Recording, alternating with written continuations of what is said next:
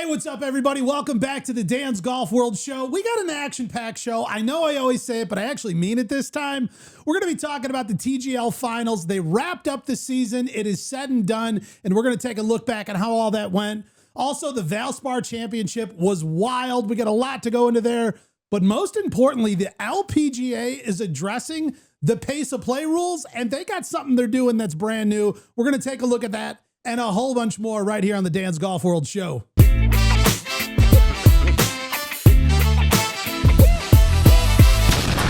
All right, boys, welcome back. It's good to be here back in the studio. I've been traveling like a madman, but I feel right at home with you gentlemen. How are we all doing today, Gary? Feeling wonderful. You're looking wonderful. Thank you, sir. Let me tell you why you're looking wonderful. You want a mustache, right? Don't you? You know what? Yeah, I'll let a few other people go first. Sure.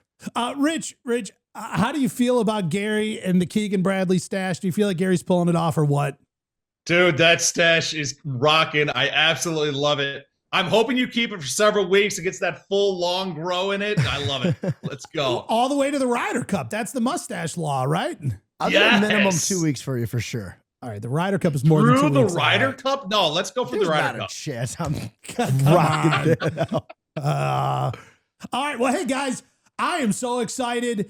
We've added a brand new segment to the show. We like to call it the Bunker Report, brought to us by the one and only Blake Bunkers himself. Blake, we got you here on simulcast, streaming in from around the world. Thank you so much for joining us, and welcome to the show live and in person. It's so good to have you. It is an absolute pleasure. I just got done beating down my son, 9-year-old, in basketball, so I'm a little out of breath. That's the reason. I wasn't putting in reps on the simulator or over here on the putting green like I probably should be doing to eliminate those 4 putts. But let's be honest. What's a couple 4 putts between friends here, you know? Here's a real question. Do you let your son off easy, or do you teach him a lesson and dominate like a real dad? I took him down in game 1 to 11, threw a couple of Dominique Wilkins windmills on him. You know, can't be letting him get too cocky on me. But he came back strong in game 2. And I said, hey, I've got somewhere to be here, young Bunkers. So he'll be primed up, ready to go for game 3 here. Young Bunkers. Well, you know what? Priorities, you know what I mean? And we have a Bunker Report that is live. And you know what? I'm sorry, son. We're spending some good quality time together, but I got to put an end to it. We got a show to do. He's a fan of the show. Let's be honest. So he was primed up. He saw Bunker Report 1 last week. It's spring break here in Michigan, and both kids are sick. So to be quite honest, this is my break in the action. Metaphorically, this is my and time physically. Time away from the sickness. I'm happy to be here. And Bunker Report issue 2 shall not disappoint. And I don't know if you guys have been getting the letters, but got a little cease and desist letter from the tour and PG, the Sawgrass down there. Oh boy. Any updates on that you can give us, or what do you have for us this week? Yeah, it sounds like as though I'm not allowed to say by name a couple key PGA Tour players by name any longer, or mention said course down in the Florida region that just had a tournament. So they weren't too happy with my reporting. And you know what? So be it. I thought I was bringing facts. I was bringing friendships, and they don't want my friendship. So we're going to move on. Yeah. Well, as long as it stays like, encrypted, I feel like maybe we use like similar sounding rhyming words like Schmeiger Woods or something. And I don't know. Yeah, I'm all for that. Yeah. Us dads know how to do that real well. So without further ado, Bunker Report, this is going to be a little bit interactive. I love it. I hope you guys don't mind me not just talking at you with reporting that it may or may not be factual. Let's be honest. We're going to make this a little more interactive. All right. Can we all count to 5? I just assume that we can. I got my shoes on right now. I don't know. Okay. I haven't really named this. Yes, I have. Let's be honest. I named it. Absolutely. It's the Bunkers Handicap Generator. Okay. Go on. Yes. This is highly scientifical. You're going to need a pen and paper, or a pencil, if you will. Gary always has a pencil in his hand. Run a show. I could use this. Go A ahead, couple dozen sir. of them on the desk there. Okay. Again, highly scientifical within the last 2 years on all of these. So you got to remember back, for the sake of argument, if it's 2 years in a month, or if you've got some sort of crazy photographic memory or whatever, you keep all your scorecard, just within reason. Sounds like somebody I know. 2 years, 2 years, 3 years. You're going to give yourself a point if it's a yes, okay? All right. Within the last 2 years. Everybody at home, follow along. You can see what your handicap Kind of is. excited about this. You've putted out of a bunker in the last 2 years. You got to give yourself a point if that's a yes, okay? All right. I'm playing along here. Hold on. Yeah. You Like better, put it Dan. as in make? Okay. No, put it just out, no matter what. Just use your You putter. Use a putter. Your Used putter, a putter in a bunker. bunker. Now, there are times in which it's not necessarily frowned upon. I've seen it done. A lot Not of old saying timers do I've done that. it They're or like, not. listen, I got nothing with my wedges. I'm putting out of this bunker. I've witnessed it. It's Or if there's like zero sand, yeah, zig yep. done. I might start doing that. I don't know. All right. We scores are in. What do you got next? Moving on to 2. You've got to the point of frustration enough out of a bunker, maybe Dan when you were in St. Andrews, where you've physically picked up the ball and thrown the ball out of the trap. In the last 2 years, have you given up? Have you thrown the white flag? Or not necessarily thrown it. You could just pick it up and put it in your pocket and walk to the next hole, or back to the golf cart, whatever. Rich, didn't we do that in Florida when we were playing against Uncle Bill and Frank? Yeah.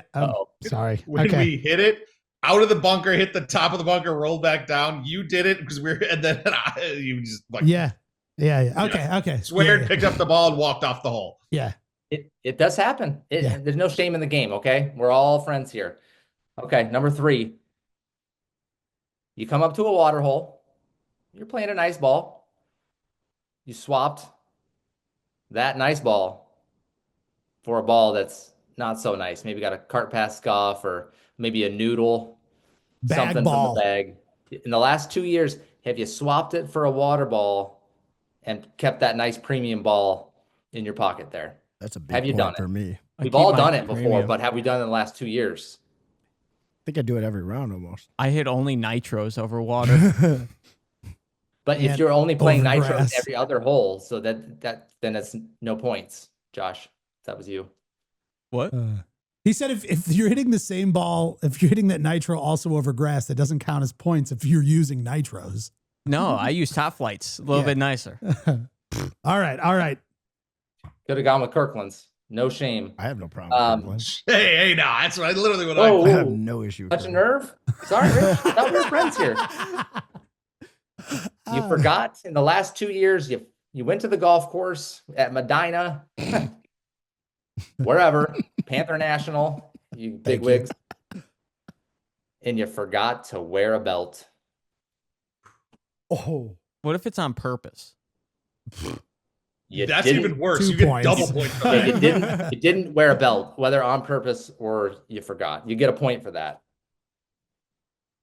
No one's pants fit that good to where you can't do a belt, and it just looks ridiculous. So You stop. sure doing it's it. not staying tucked have in? you seen this squat game over here? No, just keep going. I'm gonna keep going. All right, question 5. I think we touched on this about the rakes and forgetting. You've left a club on the previous hole and you had to run back, frantic, like an absolute insane maniac, to make sure you didn't lose that precious Vokey Cleveland wedge, whatever your favorite one is, in the last 2 years. My fiance did that to me. I literally feel like I need therapy after that comment. I think I'm down 3 lob wedges, 3 gap wedges this last 2 years. I mean, they probably make apps and things where you can like put a sensor on your clubs where like if you get too far away from it, it'll get a like, little an alert. your air sand tag. wedge is no longer near you. Yeah. Gary, not only are you down 2 or 3 lob wedges of your own, you also snapped one of Dan's in half. No. 'cause you were so Negative, mad. negative. He was testing the durability. Facts. I placed it in the Nailed it. woods because All right, so do we all present our scores here? Is No, this I what hope there's happens more now? questions. Not yet. Hopefully there's Nice. some perfect Okay. 5 out of 5. I'm down for this. you get to subtract a point. This is Can't read my writing. Bunkers just got the readers here. Oh, there we go. seriously. God, he just Yeah. got so much more scientific. Yeah. This is literally just yesterday. The fine folks at Costco said this is what I needed. got Monster Oh Inc. my gosh, vibes. what a difference. If you Did you can't get the see a boat 5-pack? anymore- Oh my gosh. Subtract 1 point. If 100% of the time you exit the trap, okay? I'm going to take these off. You exit the trap, and 100% of the goddamn time you are knocking off the sand off of your foot joys or whatever foot, and you're not tracking that beloved sand all over the green like a complete psychopath. 100% of the time, you get to subtract a point if you are always 100% of the time. Also, if that's not you and that's not the case, if you sign a verbal contract right here, right now with all of us that you will henceforth always knock the sand off your shoes. Ooh. So you either always have or promise to always will. I'm Yeah, sorry. so we're about His bettering the reasoning is game here. totally different from mine, the way I do it. His is more ethical. And yours is? Mine is to look cool and also don't want to get my look cool. you You know, want everyone to see you do You it. got to do everything that the pros like. You know, one of my major swing thoughts is act like Tiger. Rich Act is, like Tiger, and don't get your shoes dirty. Like, come on. And you got to stand there like Tiger, and you do the. you have to. Yeah, Hey, yeah. how many points do you absolutely. get for pretending you're Tiger at all times? All of them. No socks on your floors.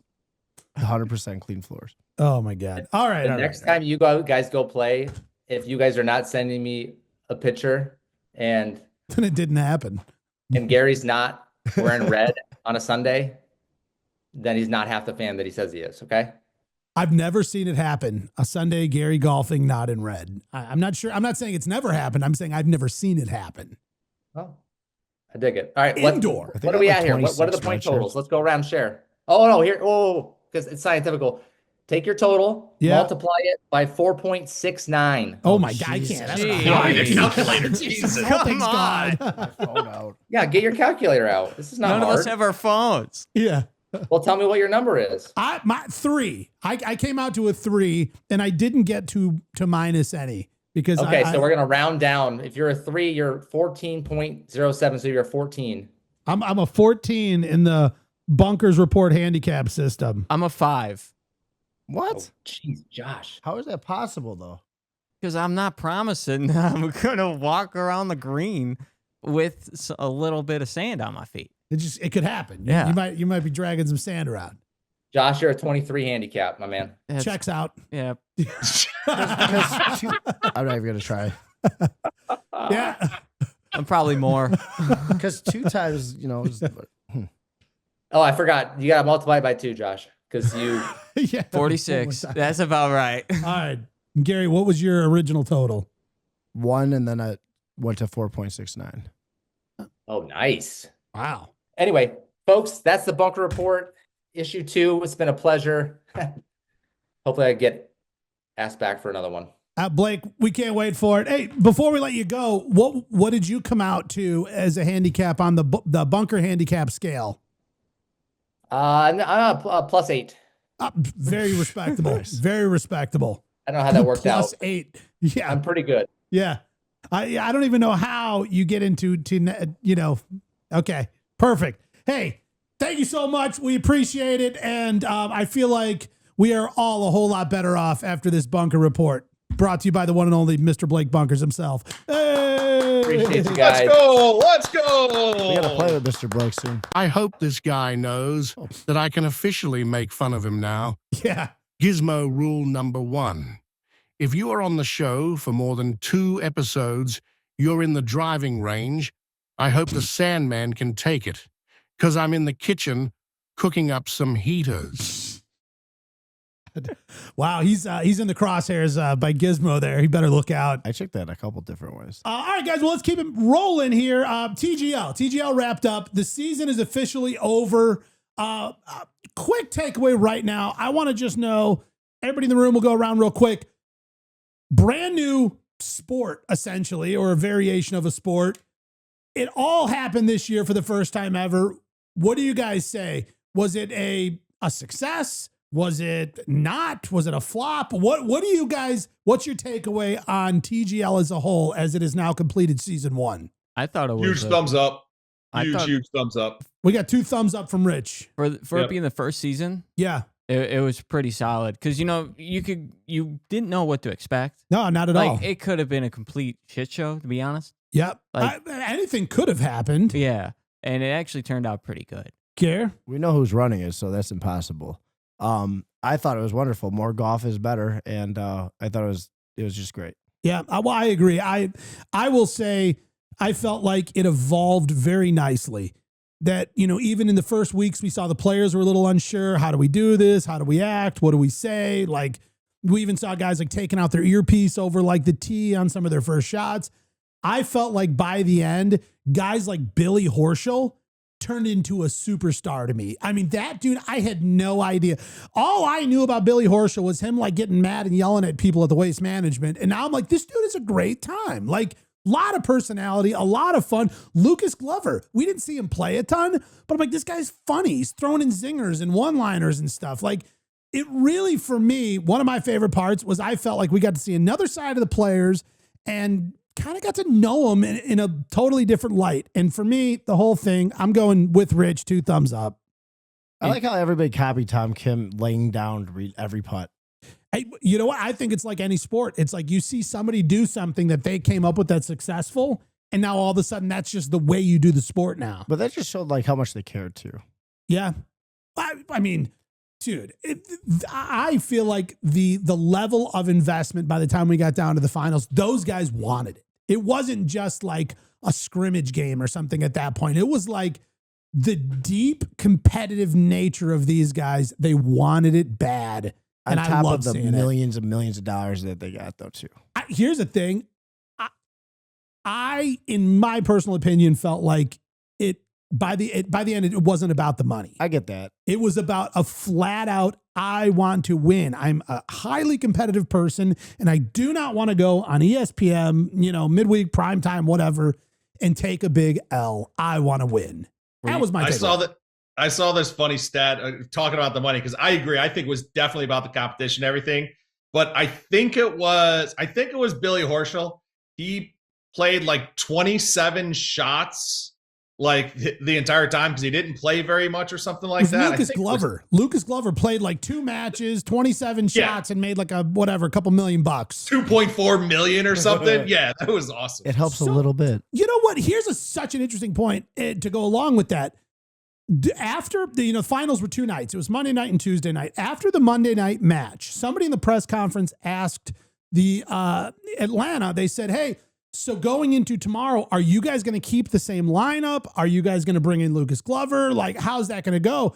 And Billy Horschel said, that's not our decision. That's up to the team managers. We don't pick the lineup. We don't decide who's playing. They're like, you know what? We had such good chemistry tonight. I feel like we all want to get back out there and finish this off. But Lucas is a great player too. So if they decide to rotate him in, then that's the right decision for the team. So who's the team manager? Sorry, I didn't mean to step on you. Yeah, no. But you're right. That's it. I don't know. I didn't think of it like on that sort of a complex level as a new sports franchise. Well, in my head, like there's so many different like people that you could choose from that are busy, and it's like to get them there is so difficult, and to like have it all come together. Like I think what Tony Finau was probably the one that hit the least amount of shots, right? Because he was there for like a day. He was like a guest appearance. He was not even on an actual team. They signed a 1-game contract because they had 2 players that were unavailable, but they used them. They right. He had a 1-game contract, which is great. But here's what now. So I now think of this part. So we talk about. Because that number was put out there by some social media account that Lucas Glover hit X amount of shots and made X amount of money. Well, if we're now thinking of this as like a greater franchise, the team won that money. Does that mean the players evenly divide up every penny of that? Absolutely. Or is some of it going into the sort of coffers of the team itself? I don't know now. Now, all of a sudden, I'm questioning that a little bit. That's a really interesting thought because in baseball or football or anything like that, NASCAR. when you sign a contract and you get all this money, the team's the one that gets the money. Right. Well, that's what I think in NASCAR, we've got the driver. You know what I mean? Like, Dale Earnhardt Jr. wins the Daytona 500. It's like, well, yeah, but there's a pit crew and there's the, like all these managers and all this stuff. It's like, I don't think he puts every square penny of the grand prize of the Daytona 500 directly into his checking account and he's swiping it on his debit card down at Applebee's. I think that there's a good chunk of it. There is some payouts and some rewards for doing well. But at the end of the day, the team, the organization won that money, led by the driver, led by the quarterback, led by the pitcher, whoever that may be. I don't know. His one comment he made Monday night at the press conference made me reconsider how the whole thing sort of organizationally comes together. I think it's like Phil Mickelson before he bets with his buddies or anything. It's like already predestined. They had this conversation. They thought of every nook and cranny, and it's just something that you don't know because it's about money and it's not our business, but it is our business. But like, you just don't know. It's our curiosity. But absolutely. I no longer think that the players divided up all that pot of money equally by 4 and got to have all of it. I agree with you. That's completely. My personal opinion at this point. I have a question. We have an answer. Going back to the press conference. Yeah. You had another little moment. I sure did. Anymore. Oh. Like, come on. Do you see this imbecile at the press conferences out here talking about Big Dick Rick, mustaches and salty balls? Yes. It's like he's trying to get in their locker rooms or something. So weird. I'm better off hanging out with the guy who acts like he's Tiger Woods. Yeah, I'm talking about you, Gary. The guy who signs autographs for kids at pro tournaments thinking he is one of the pros. Well, if you're watching and you've seen this guy before, he is a fraud. Oh my God. And that autograph is worth $2. That's fair. Oh, hey, Josh and Rich. Good. Sorry you had to see that. Just had to get it off my chest. Wow. Your white hairy chest. Hopefully you guys are okay from witnessing this follow-up beatdown from Which Gizmo. is funny. During the bunkers thing, I wrote my autograph because I got bored. Oh my God. Hey, hold on. Do you have change for a 5? I'm going to keep it. I'll just give you 2. Wow. So I looked up, and it does say that the NASCAR drivers do not keep all of their money. Their compensations based on a percentage based on their contracts that they have with the individual team owners. And NASCAR has stopped telling how much the drivers are actually winning. So it's now all behind closed doors and stuff. It's like a caddy with the pro. Like he gets 10%, and if the pro decides to give him a little bit more, cool. Like Matt Kutcher, who's reportedly like, listen, just because I did great, didn't like, people are like, why do I have to tip you more if I order an expensive meal or a cheap meal? Like that. I think that was his approach. Money to he was the guy. Like, you're carrying my bag for 18 holes, whether I win or lose. So why do you need more? Yeah, it's a crazy theory. I don't know. That's sort of my thoughts. Josh, you brought up the interesting moment from this week in the press conference, which I in fact did. So I was very fortunate enough to get an invite to play Panther National, and it was set up by some my friends at TGL. They have a good relationship out there, yada, yada. Won't get into all the details. But either way, through a very fortunate series of events, I was invited out to play. I actually brought our buddy from a few weeks ago, Wes Patterson, world long drive guy. He and I played together. It was a great time. So I'm sitting in the press conference, and all I can think about is JT designed this course. It's the first and only course that has been a Justin Thomas designed course, along with Jack Nicklaus. And I'm like, I gotta get a little update on this thing.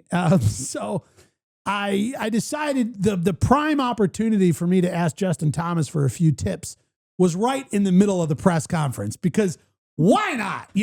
Everybody's asking them questions about your round. How you feel with the season? Do you think you're going to win? What's your hammer strategy? And I'm like, guys, you're playing great golf. Really awesome to watch. So exciting. But more importantly, I'm playing Panther National tomorrow morning. JT, do you have any tips for me? And I loved it. Bessie says, he goes, do you hit it far? Do you hit it long? I was like, yeah, I don't know. Occasionally. Kind of true. And he was like, well, if you can, try and pick up 30 by tomorrow morning. Like, oh my God. He's like, well, he goes, all I hope is it's not windy, but either way, you're going to have fun. It's a beautiful course. It's a great time. And then the last thing he said is, and feel free to throw some stuff on my tab if you want. And I was like, wait, this could get out of control. Like, oh my, like, did I just get a hall pass here? Did you? I tried to be modest, but I really did want like a memento keepsake that I can feel like was bought by Justin Thomas. So I got a hat. I don't know. Is that out of line, guys? Is that too much? Did I get carried away? Should I have not? You were given permission. I know. By the man. Like, was it more of just like a nice thing to say where he's like, he's not really going to do it, is he? Did you have to show him the video? Well, I showed the person who invited me the video because I wanted them to know, like, hey, thanks for having me out. I gave you guys a nice shout out on TV. And, also make sure you watch the end because that's where I'm told I get a, all you can bypass. Here's what I'll tell you. The course was phenomenal. It was a great time. And then the next night I brought the hat back to the press conference. And when JT came in, they had just won. We're all congratulating him. There's confetti everywhere. And as they were walking out of the room, I was like, JT, thanks for the hat. And he's like, oh yeah, no problem. And then Billy Horschel goes, you put it on his account, right? And I was like, well, yeah, he told me to. And JT was like, yeah, of course. No problem, dude. Enjoy. Like, I'm glad you had fun. And I was like, dude, I love Billy Horschel. He's just so always in there like that. You put it on his account, right? Yeah. Yeah. You are definitely like that guy at TGL. I like how all the reporters are like watching Dan go. and then they're all like raising their hand to like be a guest. But going back to Gizmo's, this is, I don't want to ruin a nice moment, but unfiltered comment in my brain right now.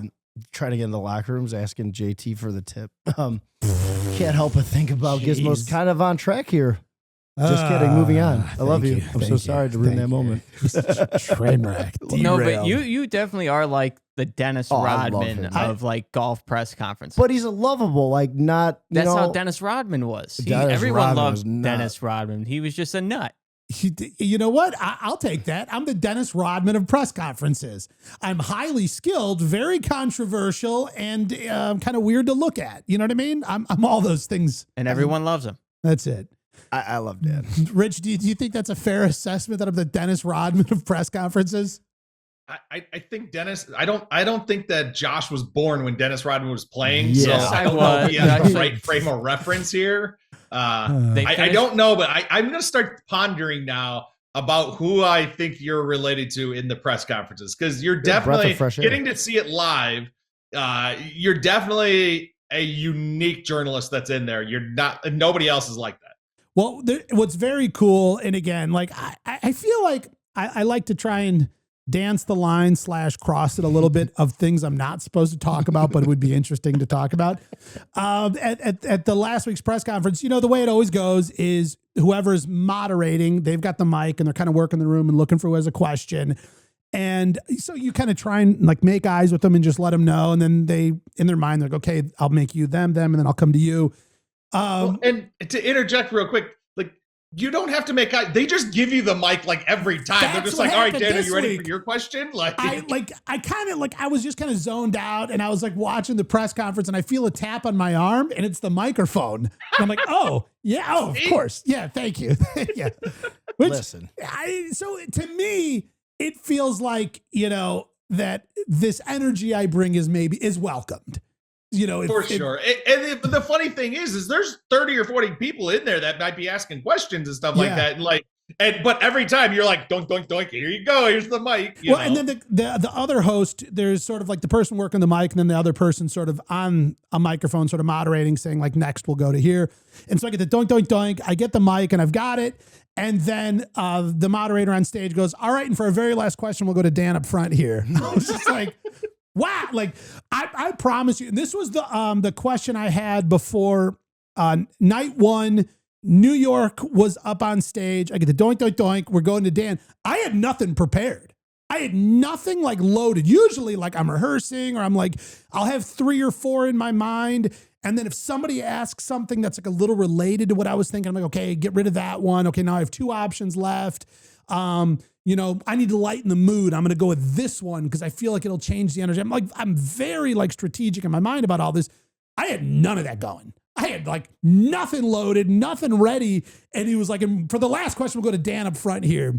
And I was just like, start talking. And I felt like I had something pretty good. I mean, I don't know if it was a home run or not, but I said to New York, because it came down, it was tied all the way to the last hole. And then I forgot who on Atlanta made a putt or something. Billy and then Horschel. was it Horschel on night It one? was the uphill 27 putt. feet. No, or was that day 2 when he did the uphill putt? I don't know. Which one was the double break? That was the winning putt. That was the decider of the whole thing. That's the one I was thinking about. Yeah, which I want to talk about that because Justin Thomas explained how that went down because he helped Billy Horschel read that putt. We'll get to that in a second. But I threw it out there and I was like, all right, guys, obviously there's no adjustments needed in the golf. You guys played fantastic. It came down to 1 point on the last hole. I said, so Xander, I'm going to ask you, do you think maybe some adjustments need to be made in the head games against the other team? Maybe a different level of trash talking, maybe some psychological warfare. I said, is there anything like that that you're thinking about at this point? And he was like, oh, I didn't really think about that. Like, I don't know. Like maybe I planted a seed. I don't know. Maybe not. I don't know. But yeah, I had to kind of like pull that one out in the absolute last moment as the mic was handed to me and gets brought to me. But this is what I thought was interesting.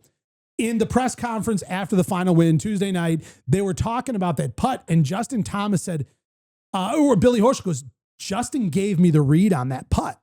He told me where to hit the ball. And Justin Thomas goes, well, here's what's crazy.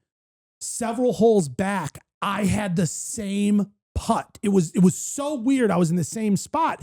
And I remembered, he goes, there was this one granule of sand that I used as a mark. And he goes, and I missed it outside because I just hit it a little too hard.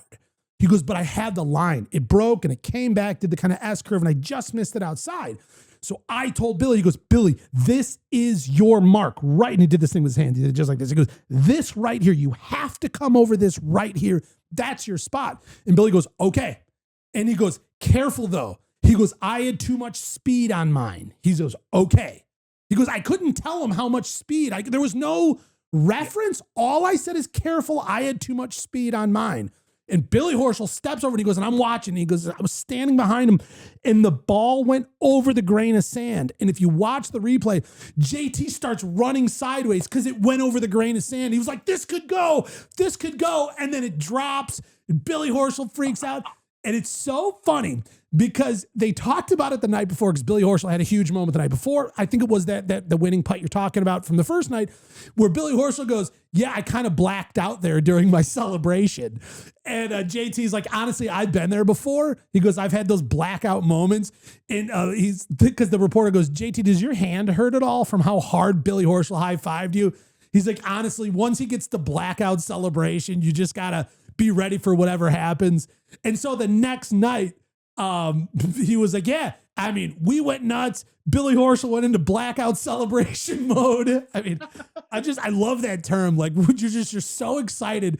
And Billy Horschel's like, I don't even remember high-fiving JT. And he was like, you did. It was pretty hard, but it was such a good moment that I was into it. I was with you. That like legitimately brings me back to Tiger Woods when he made that putt with Rocco. And like he goes, I had a little bit too excitement of like a celebration because that just shows you how much he cares about just even that. Yeah. And like those are great moments though. Well, and I think that brings us back to how much this meant to the guys. Absolutely. Rich is dying. Rich, please. What do you got? You just can't even handle it.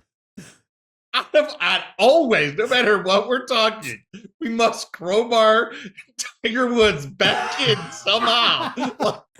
Crowbar. It's connected to me, and it was like interesting because like when he did do the back in 1993 when he was in the third hole of the 6th round of the Masters and he was hit the ball out of the bunker. I remember him celebrating and gave a fan a high five. On the last night, I asked a question, and it wasn't a big zinger, but this was actually really more of a moment of curiosity for me.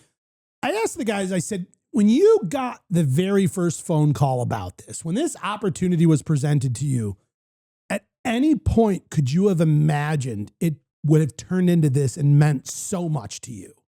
And every one of them were just shaking their head. No, not at all. We thought this could be cool. The idea sounded interesting, but not one of them ever imagined it would mean so much to them. And I thought that was really interesting. Absolutely, dude. For sure. You could see it through the whole play. like you said, in the beginning, they're popping their ear thing out because they're so nervous, not what's going on. But then they all started loosening up, starting to have more fun. And then towards the end, you could see the competitiveness with, they had the new hammer rules, and they're like, no, wait, don't throw it. Oh, wait. If we deny this one, we'll still be up a point and they can't catch us. And like in the beginning, there was like, they just kept the hammer in their pocket because they didn't even know what to do with it. Without a doubt, I feel Tom Kim was the one that sparked it all. He like set the tone for like he was the one that the carried energy level instantly. Yeah. Here's a Very crazy moment. It's so true. Here's a wild moment. So of course, this being like the first TGL, the first finals, they were like, I was like, so do I want to be in the press conference for New York, the team, the runner-up, if you will, or out by the trophy celebration? They're like, no, there's going to be time. Like, here, we'll do a quick press conference here and then go out there. The timing didn't work out. And this was nuts. And hopefully maybe we can edit this in. I can find the clip online. But we were in the middle of the press conference. They had the trophy stage all set up and they had confetti. And then they had those like fog machines that like, so it goes over to me and they're like, all right, Dan, go ahead. And I asked the guys, I don't even remember what I was asking.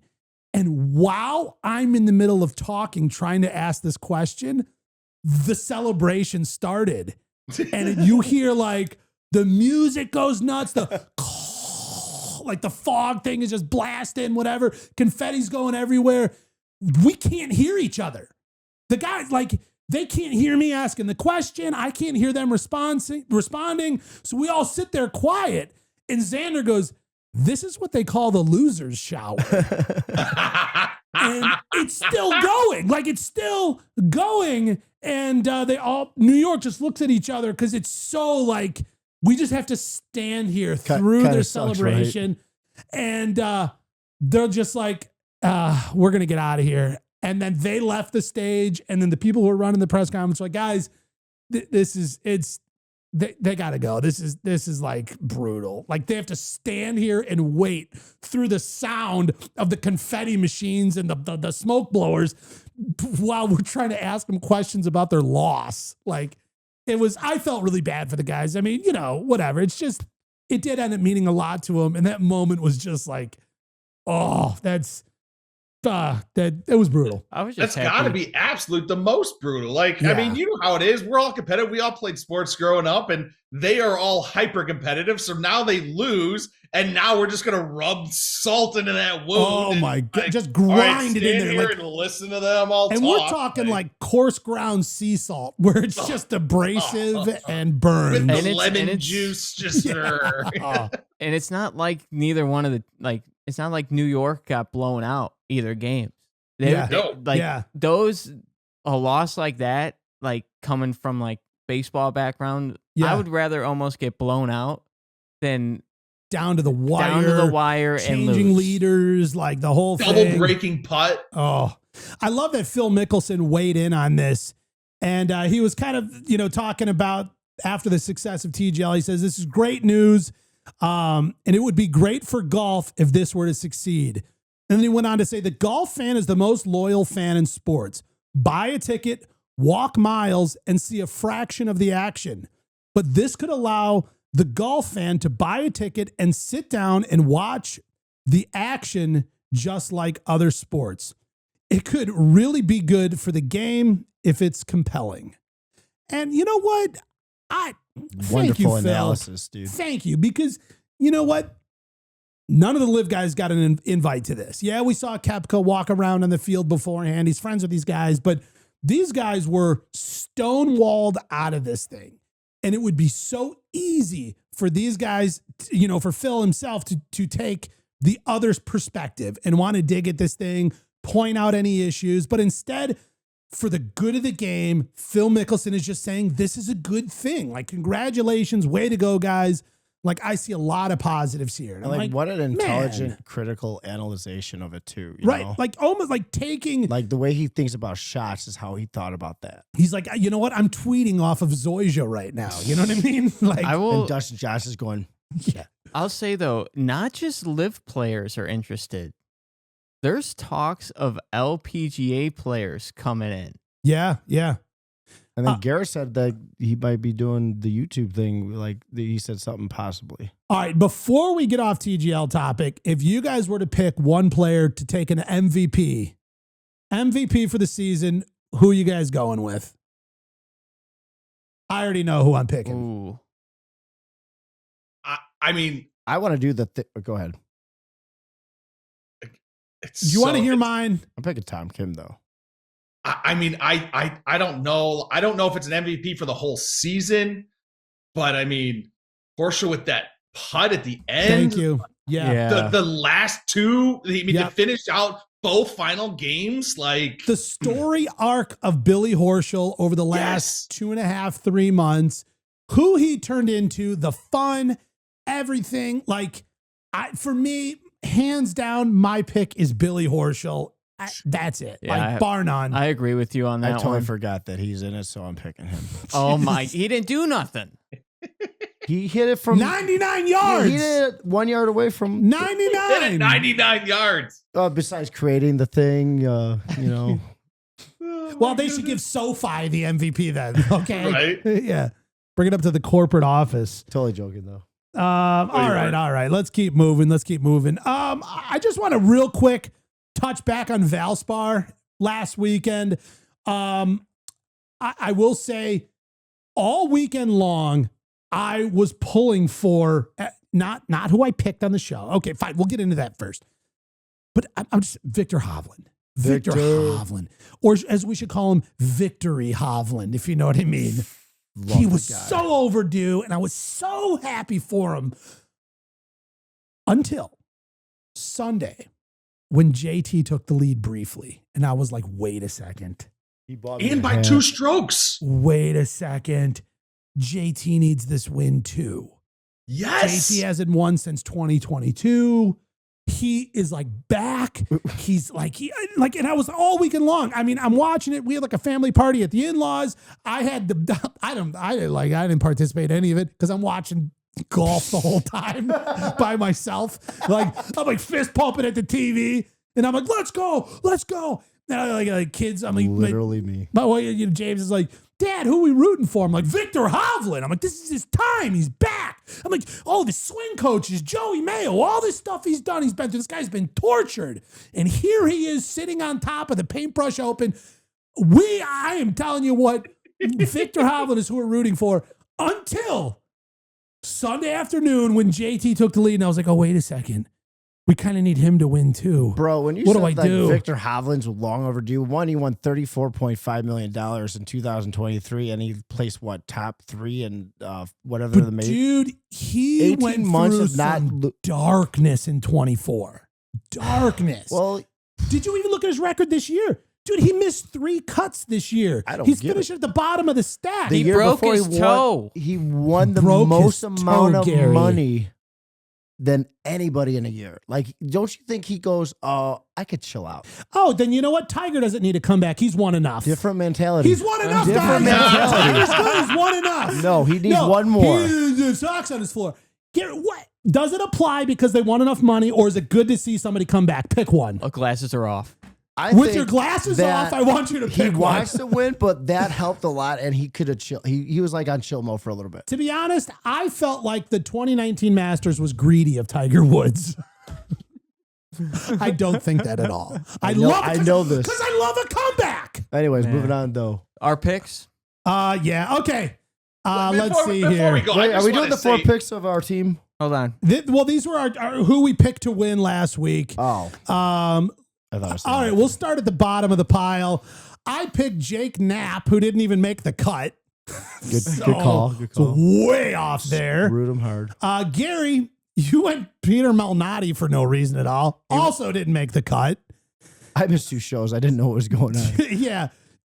Josh, you went with, let's see here. You went with Sahith Thagala. He finished T36, pretty respectable. And Rich, in first place, he chose Xander Schauffele, finishing 5 under at T12.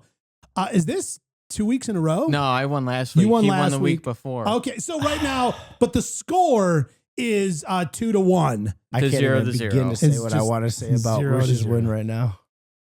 What? I can't. No, I will not. Filter. Moving on. Okay. You know what? Here's the thing. Gary says so many things I wish he didn't say. If he's filtering it, I'm going to agree. It's one of my go-to statements, though. I'm so glad you're not using it. I will say, Shaw, I will say, I love Sahil. Dr. Xander, he came out strong the first day, but his second and third day was just tough. He was saving his juice for TGL. He didn't want to waste it all out there at the paint bucket open. You know what I mean? But can I just talk about JT for a little bit? Please do. I want to spend more time on this. The entire time, I'm sorry, we're bringing it back, circling back. Thank you. Dragging the show down. My apologies. No, I want to spend more time on this. The guy bought me a hat. You know what I mean? Like, Come on. I mean, JT. I'm putting it up I was here. like, he was doing time. so well, and he was doing so well in TGL. He's just been the week before he had a great appearance. Like, I really wanted him to win. He was up by 2 strokes, and then but it was the back 9, he was still up by 2 strokes. Yeah, and he just had like a few rough finishing holes. Yeah, and him Victor did it at the Olympia Fields. When he walked off, because he was done first, and what's his name? He still had 2. He had to finish out the last 2 holes. Yeah, like Justin just knew he was lost. He knew he lost. Like, you could see the defeat. He didn't go play, and he didn't go to the warm up range. He was just like, I'm done. I know I'm going to lose. Yeah. You know, but go ahead. I hope you bring up the part I'm thinking of. Go ahead, do it. I know. I was just going to say that when he goes in and shakes his hand, yes, like. Oh my goodness. Back into the Such scoring room and shakes his hand. Congratulations. I'll see you at the Masters. I want to get that on a hat. Like, that was. And have JT pay for it. I mean, because how many people do we see lose, just get in their car and leave? Oh, doing burnouts in the parking lot? Rory. Dude, Rory needs to chill out. I love Rory. But I know. And I love JT, but Victor did that at Olympia Fields. He was down by 2, and he came back, and he shot 61. You know, what he had 10 birdies, 1 bogey, like unbelievable finish. What I love too is Viktor Hovland was talking in the post-round press conference, and in his mind, he still felt like he was playing terrible. He was like, the swing does not feel right. I don't know where the ball's going. And there was a specific hole, par 3 or something over water or whatever. He goes, and I looked up, and the ball was going where I wanted. They're like, tell us about the shot over this and that. And he goes, honestly, I took a swing. It didn't feel good. I hit the ball and I look up and I'm like, holy crap, it's going where I wanted. Like, I can relate to that so hard. Like, so hard. Where you're just like, I don't know. And I hit the ball and you're like, oh, cool. Like, it's doing the thing I kind of wanted it to. Nobody on this face of the earth has watched Dan hit more golf balls than I. And I think that his humbleness and his, I don't know where he comes up with this. The guy bombs the ball. The guy places. I mean, the guy is a +4 at being humble, but he's a +8 at hitting golf shots. I don't know. Usually I'm slicing the golf ball. Get it? Thank you, Gary. I appreciate it. I don't know. I don't talk myself up too much in golf. I'll do it for him. Like, I went from watching this guy shoot high 80s, being outdriven by me by 60, 70 yards to I'm going, oh, Dan's hitting a 9-iron. I better hit like a 7. Where's Dan's ball? It's 20 yards ahead of mine. And then you bring him to the scrambles, makes the putts. When Justin Thomas asks him, do you hit the ball long? And he goes, occasionally, which is the right answer. You know, you're in the yeah. How do you say to Justin Thomas? I instantly go to the back tees. Yeah. I'll be up here on the whites if you need me. Anyways, I'm gonna be Speaking of hitting a golf ball. Okay. That's what the whole show's about. Did you guys see the shot by Billy Horschel? Which one? Which one? Oh, the left-handed? Yeah. Oh, yes. Okay. You know what? I wanted to bring this up in the press conference, but I had better questions to ask. Okay, Billy Horschel is up against a tree. There's nowhere to stand. So he's got to do, which, Gary, you're actually wildly good at this, and I don't know how any of you or Billy Horschel pull this off. Stand on the opposite side of the ball, flip the club over upside down, and then take a proper swing at it. The dude hits a beautiful shot, gets it on the green, and makes the putt. It's Billy Horschel. I'm like, in what world? He's standing over on the stupid side of the ball where Josh does. Whoa. The right side of the ball. I'm kidding. Hey, listen, Phil Mickelson stands over there. I got nothing bad to say. Yep. I'm just kidding. Both of No, them stand on the wrong side. That's my dad. 10-second thing about Rich. As soon as he said this, I instantly thought about, well, Tiger did it on his knees with the club upside down under a branch in the bushes and got it to 3 feet. So good shot, Horschel, but it wasn't Tiger's. Yeah, but Instantly Tiger's thought was about Tiger. I started laughing. I was like, dude, you're right. Hey. Everything that something's brought up, I will connect to this man. Rich rolled his eyes for me just to save time. I Thank heard you. Yeah. Yeah. That slippery sound of an eyeball going back of the head. And thank you for the All compliment. right, Josh, this is something you found, and I'm not up to speed on this. LPGA is addressing the pace of play issue, and they have a new pace of play policy. What do we got going on here? I need an update. So effective today. There's Today. a tournament today. I don't know what it's called. Didn't look it up. No one knows what it's called. It's fine. If a player goes over the allotted time, she has to hit a shot, the following penalties will apply. And I don't know how long it is and all that stuff. 1 to 5 seconds over time is a fine. Okay. 6 to 15 seconds over is a 1-stroke penalty. And 16 seconds or more is a 2-stroke penalty. Wow. But the That's LPGA, aggressive. I mean, I appreciate it, but it's aggressive. It is. The LPGA will continue to allow players who tee off on par 3 holes in reachable par 4s an additional 10 seconds. To go along with that, I'm glad that it's not only a fine for all levels, because scroll on Instagram, Jeff Bezos, Amazon guy, has a house in Beverly Hills, and he has a fence line made out of trees so tall that he's fined by the city every single day for having it, but he doesn't care because the amount of the fine is so insignificant. He wants this tree wall for privacy. So my point is, I'm so glad it's not only a fine. Yeah. Because you're going to get somebody who's just like, oh, how much? Yeah, I'm going to take all the time I want because I don't care. And I want 5 minutes to stand over this ball and take 71 waggles like Brian Harmon. When 2 of the best LPGA, I don't Thank you. Yeah. Take 5 hours and 33 minutes to play a golf round. That's absurd. Yeah, that's like a charity scramble, 2 teams on every hole. Yeah, because Nelly Korda and Charlie Hall are the two that this affected. Absurd. Pretty much was like after that they're like, yeah, we're fixing it. Yeah. So I'm a little annoyed. Okay. I was watching the LPGA HSBC Women's World Championship a couple weeks You ago, were? and I saw that Charlie Hull did not have any cigarettes. Yeah. It got me intrigued. Like, why is she dartless? Then the buffoon to my right said that she is quitting smoking. Yeah, not on my watch. Checked again last week, and she wasn't playing. I made her a little early Easter basket with all her favorite treats and mailed it to her. Some Marlboro Reds, Nice. Newports, Nice. and even a couple packs of Salems. Wow. She sent the back to me.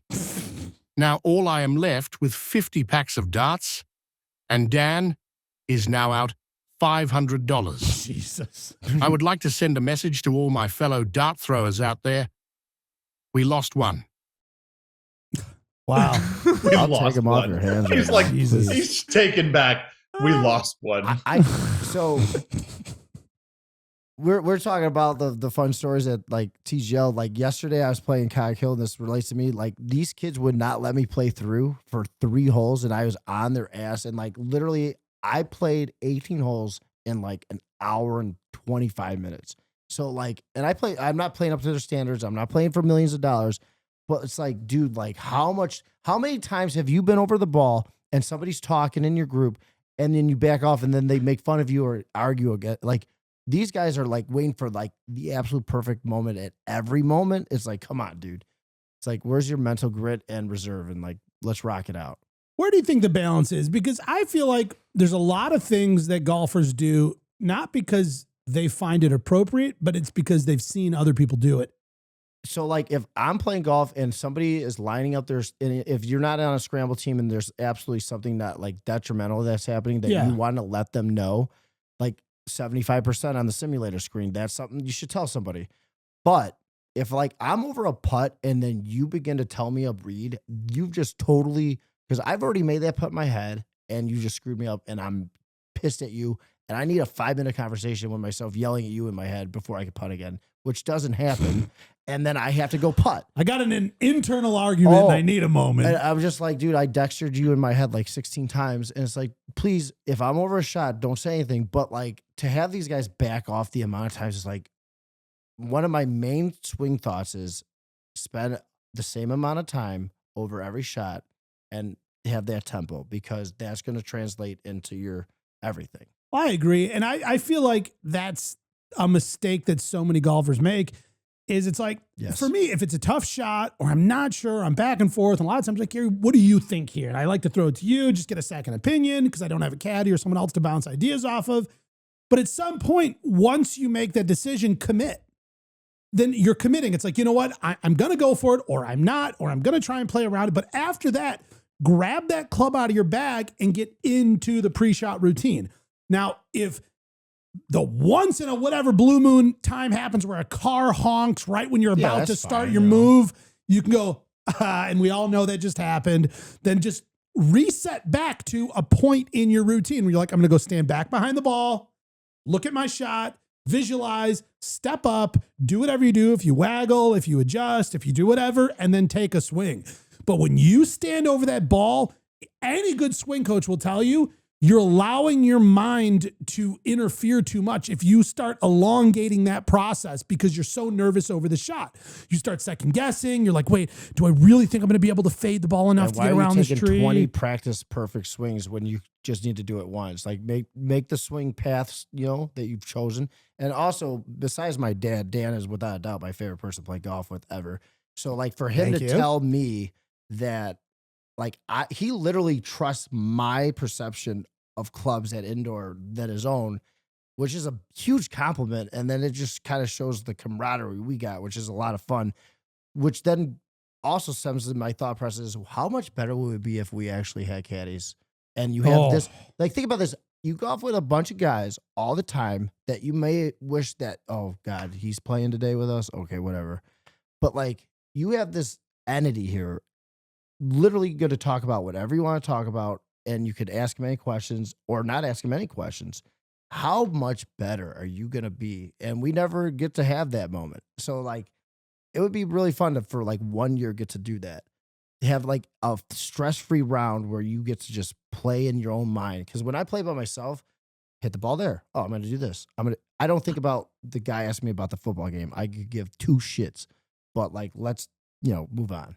Well, the caddy that we were given out at Panther National, I've had this one other time, and this guy embodied what I think is the most ideal caddy energy. And the guy took maybe, he watched me hit a few balls on the range, and then we got out there, and after a few holes, he quickly knew, I know pretty well how far you're hitting your drives. I can see your shot shape. It looks like, you're playing a fade. It's falling to the right, this and that.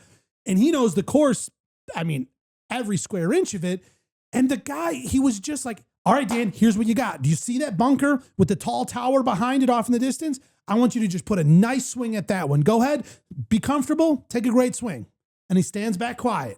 And whether I hit my marker or not, he's like, hey, you know what? Don't worry about it. It really opens up over there. You're going to be a good spot. You like it. Come on, let's go. You've got this hole. You're in a great spot. And I heard a video, this instructor was saying, what you need to do for yourself and in your mind, talk to yourself the way you talk to other people in the group.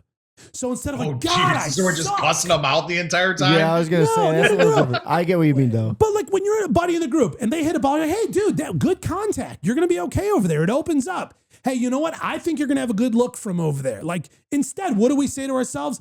God, I suck. Why do I keep doing this? Like, come on. I'm like, God, I'm gonna take up bowling because. Bowling's nowhere near as fun as golf. No, I'm just kidding. I'm totally kidding. Rationalizing everything to work out for you in your mind is 100% what you need to do. And when you do hit a bad shot, that just tells you that now you have to commit and swing, through. But I'm not hard on myself. Like when I hit a shitty shot, I'm just like, oh, well, this is golf. Like I always think about somebody that doesn't have food, et cetera, et cetera.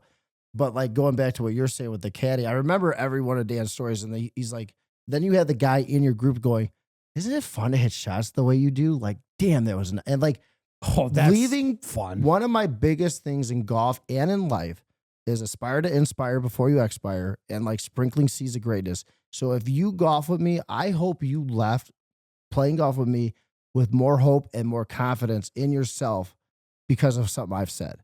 Because that's 100% what we should be doing, is helping each other out.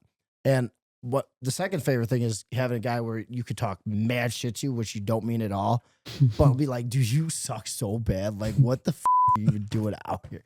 Like, that's the great camaraderie that like you should have with people. That is the worst shot I've ever seen in my life. I was playing golf with my buddy Jackson the other day. He goes, "Oh my God, I hit it horrible. I'm over by you." I'm like, "You son of a bitch." I was like, good job though. You win points. Did you guys see Live Golf is doing their own sort of a version of the Creator Classic? Oh, really? Yeah, but I totally want to circle back to that to the pace of play. Oh, okay, yeah. Go ahead. We were just we veered off along on caddies for a while, and I'm when we were talking about pace of play. Monster rehab It's over so here, hot. just cruising through sheets. No, but you made an excellent point as far as when you were talking about, people and they're waggling and they're stepping back and they're doing all their pre-shot stuff. And sometimes the pre-shot routine is getting so long.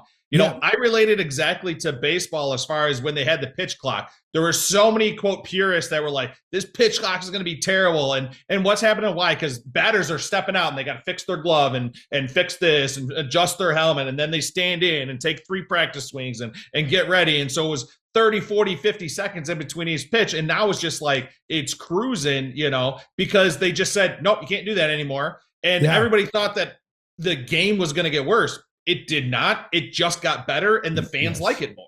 You eliminated the amount of time to think about the wrong thing. Well, and right, because at the end of the day, it's like you guys in all of these sports are the best in the world. And you're not that good because you stand there for 75 seconds or 45 seconds. You're the best player in the world. If you have to make an adjustment to this prior portion, that doesn't mean, wow, and that was the end of his career. He doesn't have 87 seconds to stand there and waggle and take practice swings. Man, his whole career went down the drain. Like, you're not seeing that. I don't know how long ago, but there was an interview with Nelly Corda talking about like what she does, how she's a faster player. And she's like, yeah, when I see that they're getting ready to hit their next shot, if they're in front of me, I'm getting ready. Like, I'm getting ready. So when I know it's my time to go, I go. Because it was actually pretty pace good of play. way to If you're not take thinking it, about your shot, like as I'm driving up, I'm thinking about what I have to do. And then when I get there, I'm like, okay, this is what I'm going to do. And like the only thing I've been allowing myself to do now is like on putts, I read it from behind the hole if I'm confused by the break. And I take 5 extra seconds and it's helped tremendously. And I think it's about engagement in the round. And you can have fun, you can tell stories and have a great time. But at the end of the day, like, the first priority is the round. Yes. And so it's like, watch your ball till it lands. Make a mental mark so you have a mark on your ball. So you know generally where I'm going to look. Okay, it's that straggly tree in between the 2 tall ones. And I think it went a little bit past the fairway. Okay, I just log that. It's just like, it takes a second. It's an instant. And then same thing. Like if I'm watching other guys and they're kind of hitting all over, I'm like, oh, he's kind of by the other side with that thing. Okay, cool. So when we get over there, he's like, man, I'm not finding your ball. I'm like, oh, I had you kind of by the shorter pine tree. Like, oh, thanks. Yeah, I didn't see that. Okay, cool. Like, and it's that's like just an engagement level. Absolutely. And that's a major thing I tell people when I've given lessons or people ask for advice or what do I do on the course. I always go, how social do you want to be with your friends today? Or do you want to play good golf? Or can you balance the two? It's like you have to have this compartmentalization with conversations and think about your shot and living in the moment. And that's what I do consistently. Like when people talk about something before my shot, I'm like, dude, I'm living in the shot moment. After I'm done, you could talk about whatever. But like the other day when I played Sandy Pines by myself, there was nobody out there at name drop. I was like, so it's public. It's okay. Literally nobody out there. I fixed 4 to 5 ball marks on every hole, most of them in my line and mine. And it was the most like respectful like round that I've ever had to the course. But like I played the most stress-free round of my life, and I shot great. It was fun. You might be the 2 quick only questions person. back on I was the like, Dan was talking about JT's story a million. I was like, I could talk about Sandy Pines. So sorry, 2 quick questions about back on the LPGA and the pace of play that we were talking about. The first question is, do we know how much time they have to hit the ball? Like, Josh. is that stated anywhere? The article that I was getting all the information from did not say. Okay. And then the second question I have is, is there some kind of a timer? Like, how do they know if they're coming up close? They hear the heartbeat sound like in yeah, TGL. you know? Yeah. Those are good questions that we don't have. Well, how about this? We'll bring back more on it next week because I just learned about this and Josh didn't find it. I learned about it like yesterday. Poor Rich was trying to talk about this and we were off the rails like 4 or 5 times. Oh my God, we're all over the place. Rich, I'm sorry. No, but I think it's interesting and I want to know more. So Gary, when you're tuned into every single round of the LPGA this weekend, you can report back. I'm not gonna lie. When I was reading the run of show, as soon as I got to that, I was like, I'll show you. Didn't pace want of to play. read like what it was about. So rude. I know. I read the first. So rude. What I was disappointed about with TGL. I want you to apologize to Nelly Corda right sorry, now. Nelly And Charlie Hull. and yep, and Annika Sorensen and everybody else. But Thank you. I really wish we got to pick our top 4 players that we would have picked that weren't on TGL that you would have picked. Because I was looking them all up. I had Scheffler, Jordan Spieth, Phil Mickelson, and the third one, Viktor Hovland. That would be my team. If you could build like a TGL team. TGL Chicago. Like he had that in.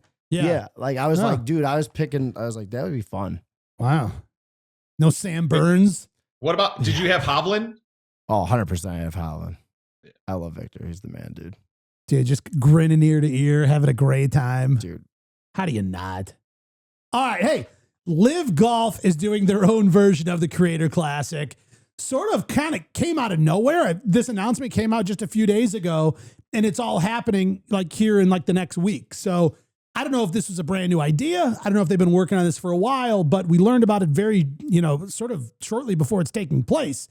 But they're changing up the format a little bit. It's called The Duels. And they're 2-man teams. So you got one of the Live Golf pros with one of the sort of famous content creators of sorts. And they're playing scramble style, which I think is fun. I don't know. Whenever you're scrambling something, I think it makes it interesting because you get that hype between two people. Like when somebody pulls it off and makes the shot and the whole thing. When's the last time you've seen Bubba? I haven't even thought about that, man, in like a year. Isn't he still playing? Yeah, I saw him at Live Golf Chicago back in the fall. I mean, I don't know. I guess I just had to point that out. This whole thing gives me MTV Challenge vibes. MTV Challenge. It's kind Yeah. of awesome. We're getting all these new types of ways to watch golf this is great. Golf's growing and it's coming back strong, I feel. I do love that the Grant Horvat Phil Mickelson team stays together. Dude, Absolutely. that's almost like You can't break them ridiculous. up. You can't break them up.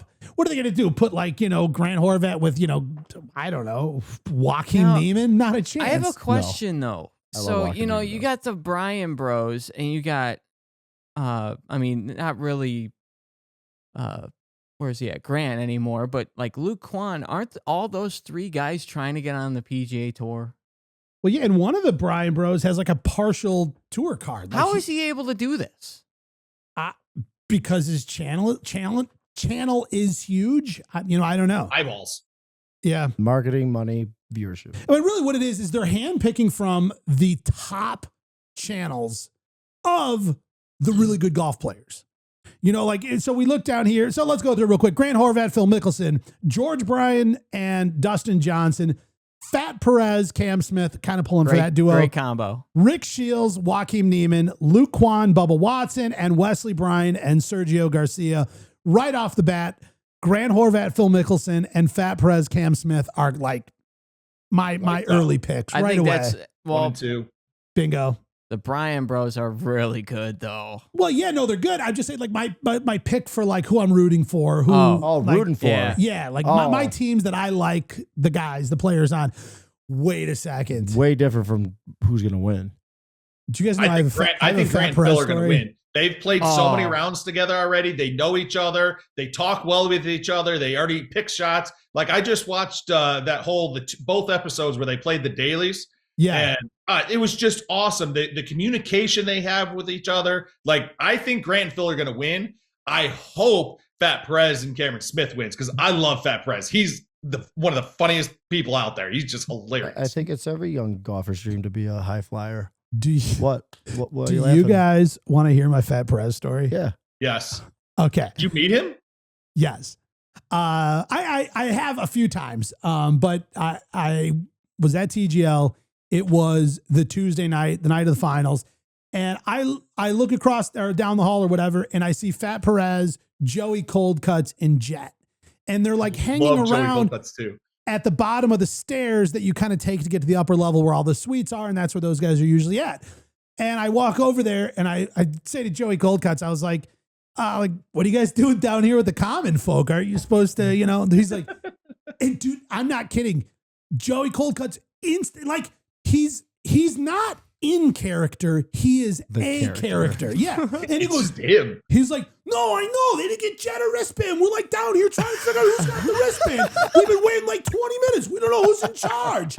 We're trying to figure out who's got the wristband. I was like, he's doing it. Like this is crazy. Like he instantly is like flustered and doing the voice. I was like, oh my God, this is great. And then, excuse me, I'm choking on excitement. Yes, it's excitement that I'm choking on. And then I turned to Fat Perez and I was like, question. I was like, when are we going to get a 30 for 30 on the 17 Island Green putt at TPC Sawgrass? And he was like, dude, he goes, I just don't feel like, my time is done. Like, am I ready for a 30 for 30, like a retrospective? He goes, I feel like I got more in me. I was like, I know. I'm like, but I could just see it where you're like in like a big comfy chair and like the background's like blurry and out of focus. And there's like that cool music playing as you're talking about standing over the ball. And then they cut to interviews of people who were there, like from there. I remember the moment when he hit the ball and he was just laughing about it. I said, but I got to know, I was like, I feel like I was like in like show mode. I'm like, yeah, no, but Fat, thank you so much. I got to ask one more question. I was like, how did you feel about when they overlaid that with the Tiger Woods putt and they said fatter than most? I was like, what was your take on that? He goes, he's like, I'm not going to say it hurt, but it was shocking. I just wasn't ready for it. I'm scrolling social and it's like fatter than most. He's like, am I really? Did he name himself that, or was he given that name? Like, he already had the name when he met the Bob Does Sports crew. I don't know if somebody gave it to him. I think it's if you name yourself that, then. But that's what he said. He goes, but at the end of the day, he goes, my nickname is Fat Perez. I can't be. He goes, I just was shocked. I wasn't ready for it. There's a couple things I don't make fun of people for. That's one. And so I said, well, which one hurt more? Fatter than most, or thank you, Fat. At the end of the interview, thank you, Fat. He goes, thank you, Fat hurt way more. I was like, I can imagine. I was like, all right, dude. I was like, thanks. And he was like, dude, no problem, man. Whatever. Fist bump, walk away. But there was like a moment or two that I just needed a little bit from him because we've talked about it. I'm wildly curious.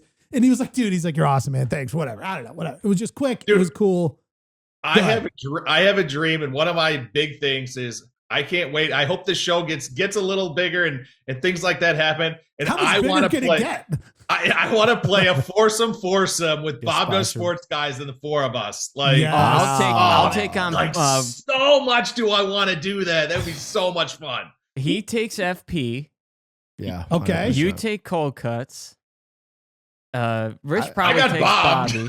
And I'll get Jet. I want to play with Bob though, but hands down, I want to play with Garrett. Well, here's what's cool for the Live Golf duels. We're gonna see Bobby Fairways and Joey Coldcuts as a part of the course commentating crew. Yes. And then we're also gonna have comedian Andrew Santino, and then Mason Nutt, who is better known. What's their duo name? They are Busta Jack. Oh, okay. Do you know how Busta got his nickname Busta? Because his last name is Nut. Nice. Thank you. I'm so glad I spelled that all the way out. Yeah. Anyway, so yeah, the rest of the Bob Does Sports gang will not be excluded from the bunch. I think it's going to be great. Honestly, I actually got a text from one of my friends in the golf world. I'm like, hey, you going to be down in Miami this weekend for Live Golf and the duels match? And I unfortunately won't be because I'll be at the Masters. Already be heading to Augusta. But I will say, I might be in the lottery to play it too. I will say, I do wish I was going to be there. I hope he fucking wins that though. I hope you play it. I want. Do you guys know what Gary's talking about? I don't know, but it's 11 days to the Masters. Well, go ahead. Could I do an unprecedented thing? Could I walk out for a second? I am dying. Do you have to go pee? Oh my God. Gary's well, because Gary already knows what I'm going to say. So, and I think you guys do too, but this is what he was referring to. They do a media lottery And Monday after the Masters, a handful of media members get to play Augusta National. Last year I was in the media lottery. I was not chosen. This year, I am believing that I will be chosen. I am manifesting. I am drawing this to me, this victory in the media lottery prize pool. Rich, I'm feeling that energy. I'm connected right here. I'm with you. Yes, like a tractor beam. That I will be drawn and get to play Augusta National the day after the Masters. I am so confident. I'm so confident in this. I've bought 2 plane tickets home. Oh my God. One where I can fly home Monday and one where I can fly home Tuesday. You able to get a refund on one of them? It's Southwest. You get to bank the points, and I fly like every other week, so I'll use them. So, like, how many people, like, do you know how many are in the pool and how many get to play? To be honest, I have no clue. I don't know how many people are drawn, but I'm going to find out more details. And here's the exciting thing.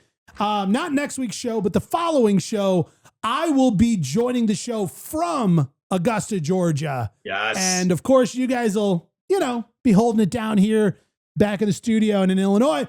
But we got some really cool stuff in store. Just let everybody know, a little bit of teaser. We got some really exciting stuff planned out for that show. I didn't want to get into it. You just got to make sure you tune in. But I will also make sure I report back with some more of those details. For example, how many media members are drawn in the whole thing. Dan, please tell me you aren't going to gnome nap another one of my kind. Oh, I am. We gnomes are innocent. Well, until proven guilty. And everyone else from my community isn't, I don't know how to say this, they're different. There has been rumors of these little blue creatures around my size running around out there on the Augusta National grounds for a few months now. Wow. Ever since then, the colony has changed. Now they're all about positivity, and I'm seeing videos on my iGnome cell phone singing and dancing, planting magnolias. If you nab one of those flock of specimen, we're going to end up on the Disney Channel. Wow. I didn't realize. I thought the gnomes were sort of like, like in Toy Story, like the claw. You know what I mean? Like where they're all kind of. You mean Andy's coming? Yeah, like the little 3-eyed things in the claw machine. No, not Andy's coming. Yeah, the little aliens in the claw machine, where they're all like a duplicate of the same thing. They're all like the claw. How do you guys not know what he's talking about? I thought. Thank you, Gary, so much for knowing exactly what I'm talking about. I thought all the gnomes were like that. They're like duplicates of the same thing. They all have the same voice. I didn't consider the fact that each one is like an individual personality. So it is my intention to get this year's gnome from the Masters. I am now terrified to think what kind of a dice roll of a gnome we could end up with. I don't know. It could be trouble for the show. But he's saying there's blue creatures. What are you talking about? Smurfs? You know what? Do you got to be out there at night to find them? Yeah, you just throw like some fruity pebbles out there. Did you guys ever hear that story about Phil Mickelson sneaking into Augusta at night the week of the Masters? Really? No. Yeah, so he wanted to be out there hitting the short game area after hours, and they were closing it down and shutting things down. And he found like a sneak through where you could like come up Magnolia and then cut through and get out there. And I guess they never told him not to do it. But what they did is they put a blockade up there one of the nights when he went in to go do it. And he took it down and like threw the blockade into the woods to like get rid of it and hide it so he could go back in there. And then I guess he went back there again, and then they like shored up like a fence to not, so they never once told Phil, you can't do this. They just kept finding ways to prevent him from doing it. It's like a fun little game within the game. Which I love the fact that they know everything that happens Without there. a doubt, dude. There's no like, yeah, they can't see you. No, they can see you over there, okay? They can see you. They see everybody. They're seeing you. Get out of here, Phil. I'm totally going off the rails for... Go ahead, Rich. It's so funny, too, that, like, one, they didn't want to say anything to Phil. Like, well, I mean, he has a green jacket, so, like, all right, we're not going to say anything. But two, they're building the fences harder and harder for him to get through. But then three, how cool is it that, like, Phil's so dialed that, like, I need to go work my short game and, like, middle of the night sneaking on the course to, like, work on his short game. Well, and also Phil Mickelson being known as one of the greatest short game players of all time still is like, no, I need more practice. I just want to putt. I am not I'm not happy with where I'm at today. I need more. I want better. How relaxing is hitting chip shots and putts? It's like one of the most. Well, when you're hitting them good, it's very relaxing. The Houston Open. I didn't even know there was one called the Houston Open. Who goes to this? It's $9.5 million purse. Oh, it's the Texas Children's Houston Open. Okay. All right. Where's the VALLERO one in Texas? The Valero? Yeah, I couldn't pronounce that at the moment. Isn't it near Dallas? I think that's the one where Tiger holed out on the last hole. It was kind of cool. Yeah, it totally was. Mm-hmm. Do we make predictions on this one? Yeah, Thank so I feel like we need to, right? Thank you, Rich. our predictions. You go first, Dan. Do we know who's playing?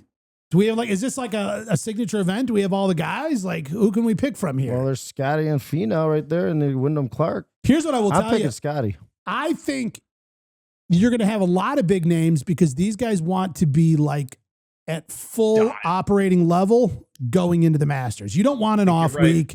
I think it's the same reason. Live Golf only plays 13 weekends a year.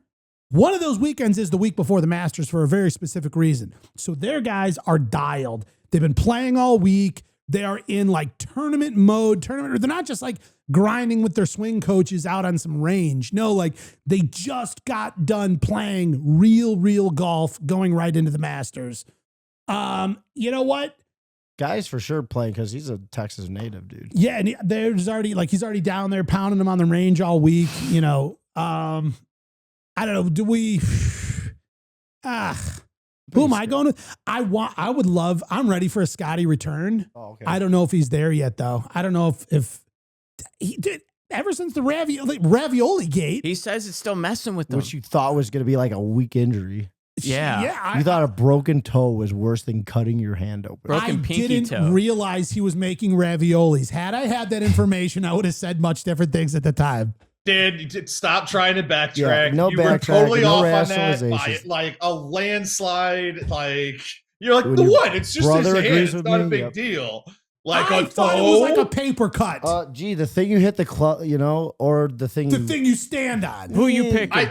Josh, I hope that you can go find the clip and play what No, Dan we already actually deleted said. it. Like just right here, screen it up. Dan I got just it. like staying going on. Yeah.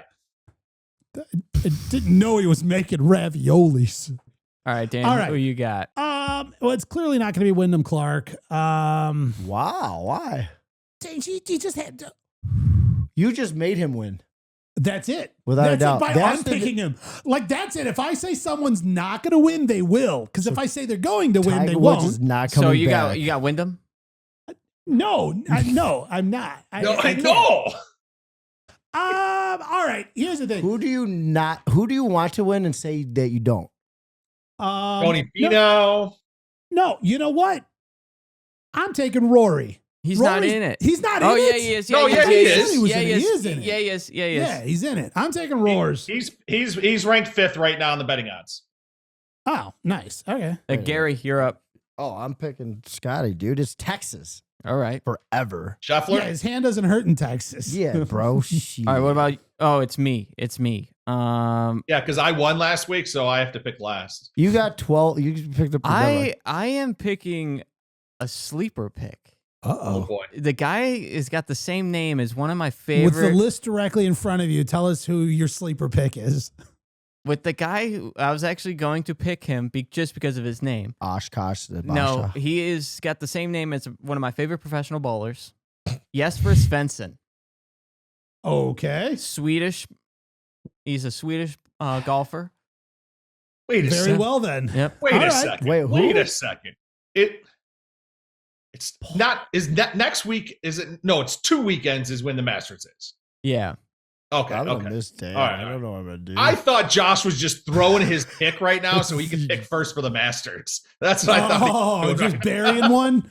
Yeah, he was like, I'm I'm not going burying really low one. so I can pick number one for the Masters. The guy's T9 right now. He's -3. All right. All right, fair enough. What's today? Wednesday? I'm going to take with my pick. I'm going to take one of the greats as far as the short game goes. As far as TGL short game was probably the best in TGL short game, and I'm going Min Woo Lee. He's going, as Gary says. I like me. He's tied 3rd right now. Dr. Chipinski himself. So Calling Dr. Chipinski. do you not want Rory to win because you picked him to win? So you, No, I'm trying to get it right one of these times. I'm trying to prove that I am not the curse of all of professional golf. Well, and it's really hard to pick because like the favorites don't So usually hard. win. It's usually and the field is so close. There's so many people that are so close, and you're talking about 1 or 2 stroke differences between the way somebody's playing and not playing. Like it's tough to pick who wins. unless you're Scotty It is. Scheffler, who's won numerous tournaments by 7 shots. Well, you picked him. Yeah, How- one of the 100%. greatest players of all time. Yeah, Without a doubt. Besides, Yeah, until Ravioli Gate. because All his right. toe was hurt. I'm so hungry now. Whatever. Listen. I don't know. I feel like nothing matters until the Masters. It's too Yeah. exciting. 11 days. Oh, even Double handle guns it. right here. God. 11 days. 1-1. 11 What we got. days till the Masters. You know what sucks though? Yeah. Unless Ricky pulls off a win, he's not in. Dude, No. please. No. That sucks. All right. Right here, just between us, this is like a behind the scenes conversation. Yeah. So it's Um, edited out. No. All It's just no one else can hear us right now. I was All chatting right, with my nobody's listening, friends. so it's okay. Yeah, literally no one listens anyway. Especially this far of the show. Chatting with my friends over at Cobra. The Go on. Cobra truck is going to be in Augusta. Hmm? They're, it's kind of an opportunity. I can maybe do a little filming on the Cobra truck at Augusta. Anybody have some ideas of what could be fun and interesting for me to film on the Cobra truck at Augusta? I have a great idea. Go ahead. I think you should film you getting a new set of clubs, and I'll adopt your old set of clubs. And Yeah.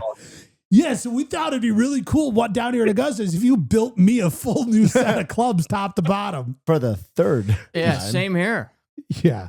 No, I and do got- a hey, lefty set. seriously I though, got don't they have a two. new driver? They do. It's the DS Adapt. Because which you don't have actually- that, right?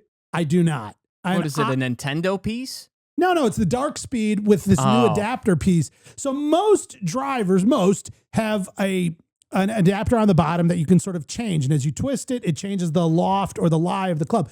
This one is a double adapter. One is changing the loft of the club. The other one's changing the lie. And a lot of times when you're changing the loft, it changes the lie automatically. Well, now those two settings are independent. It The lower balances it the out. degree, the more you're going to draw. The higher degree, the more you're going to fade. And so what they have is this chart, and you could be like, oh, I want to hit higher ball. Like, let's say I'm hitting low left. I want to add some high right. So you'll put the settings like bing, bang, and it'll start putting the ball When up you in that initially window. said these things, I just instantly thought iPhone with the different chargers that you have to get just because it's the newer edition. So, like, let's make money. But then when you said what you said, I was like, oh, that's actually super helpful and cool. It And is plus, kind of we love interesting. Cobra. Yes. I have a actual thing. Oh yeah, Cobras. Simpsons. Anyways, my one actual video. You get distracted by yourself. At least I move myself along though. So It was a quick thought of Tiger in there, and then he like got back on track. Tiger, squirrel, Simpsons, Cobra. I want to hear about ball speed with putters and how they make it, and do they actually have like a parameter or set type of thing in which they have adapted through ball speed coming off of a putter? Because we just learned about that, like thought about that when we were at TGL. I don't want to spill the beans here, but we're actually doing a full hour-long piece on whatever it is Gary was just talking about coming up next week right here on the show. Look at that. I'm totally kidding. I was just trying to get out of this. Damn it. You had me I going felt for sure. so I was like, proud of oh, myself. Moving on to my intrusive Dave. thought, be like, hey, Ricky, how you feel not using this thing that's here at the Masters? Just No, make a video seriously, saying, I think a good idea. I think that driver, that the dual axis DS thing you're Adapt. talking about, that show that whole chart and everything like that. Yeah. Like, I think that'd be kind of cool. And then in your video, just take one and put it in your bag. Like, Yeah, like cool. And then so does it work the same in my bag? right, Oh, it exactly. still does that. Now, when my bag leaves the truck, it's still, wow, great. So we'll see you later. So never when I thought take this of home, what kind of shaft should I put on this? Just wondering, asking for me. Anybody else? What do you, Josh, you got ideas for the Cobra truck? other than building a lefty set for me that I'll never use that I have to give you. I was going to say have him build you a driver for the shittiest golfer on the show. Okay.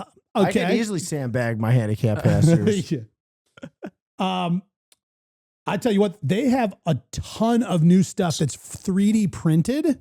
Ooh. I'm also really curious about some of that stuff. If you could give me Can a you do keychain- two? You know, I don't know how much I'm going to be able to stuff into a bag and walk out of there with. No, I don't know. I don't know. It wasn't that wasn't talking about stealing, but you totally should. In a After week, this- they're like, you can't film anymore. I mean, Yeah. it's two different Look clips. over there. They're like, we actually watched the show. We watched the show. You're not coming in our van. No, you don't. Yeah, it's disgusting to do that. All right. I don't know. All right, guys, we got to get out of here. I feel All like right. we're a little over on time here. Yeah, a little bit. Even though there's no such thing as a time frame because we're on the internet. All right, cool, guys. Your webs. Let's go rock and roll and go. Gary is probably going to play some golf in like the next 10 minutes. Are you going to hit him like Keegan Bradley with that mustache? Yeah. Sub mustache. They're going for a ride. Nice. Gary, how long can we hope to keep this stash? Honestly, as I went to the washroom and looked at it, I was like, I'm surprised I didn't shave it off just now. Oh, come on. There's a Comes vibe back out that of the bathroom and it's gone. That would be I swear to God, I insane. saw the things. I was like, I'd be because so after a mad. while, I just start going, Yeah, Wow. that's Yeah, gross. you got to get used to it. Of course, when I first started growing the beard, it was the same way. You kind of always picking at him. And yeah, but then you get used to it. you know, the thing that will keep it longer is if I just have like a 5 o'clock shadow that's a little shorter than it. That looks good. A Dude, straight up clean cut. No, right No. now. No, that's Super not bad. Troopers? That's not bad. Yeah. You rock You the gotta 5 let that o'clock get big. shadow They think for I'm during Hey, the week. Favre, what's the name of But that you place with all the shave crazy shit on the walls? You mean shenanigans? Oh, put those away. Rock my the 5 day, we o'clock use shadow blanks. during the week so it doesn't look so I get it. Because Yeah. sometimes straight mustache is a commitment during the week when you're just like going to the Kroger and stuff like that, you know. But like if you got the 5 o'clock shadow, you're good.